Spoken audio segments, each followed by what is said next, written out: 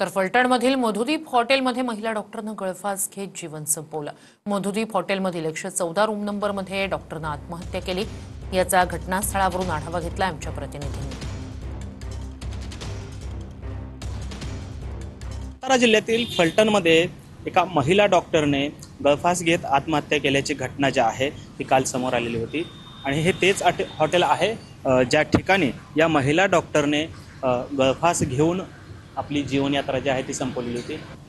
मध्यरात्री 1:30 वाजता ही महिला डॉक्टर जी आहे ती या मधुदीप हॉटेलमध्ये आली।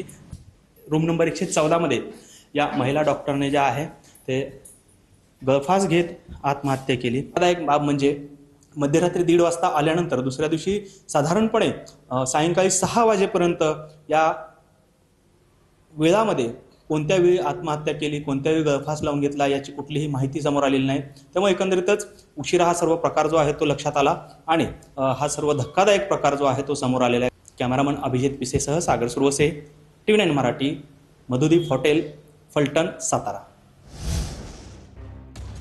महिला डॉक्टर आत्महत्या प्रकरण बदनेला आज कोर्टात हजर केलं जाणार आहे। PSI गोपाल बदने रात्री ग्रामीण पोलीस ठाण्यात स्वतःहून हजर झाला होता आणि त्याला आज आता कोर्टात हजर केलं जाणार आहे। PSI गोपाल बदनेवर डॉक्टर महिलेवर लैंगिक अत्याचार केल्याचा आरोप आहे। काल स्वतःहून तो पोलिसांसमोर हजर झाला होता। त्यानंतर त्याचं मेडिकल चेकअप झालेलं आहे। याआधी दुसरा आरोपी जो आहे प्रशांत बनकर त्यालाही अटक झाली। त्याला 4 दिवसांची पोलीस कोठडी देण्यात आली आहे।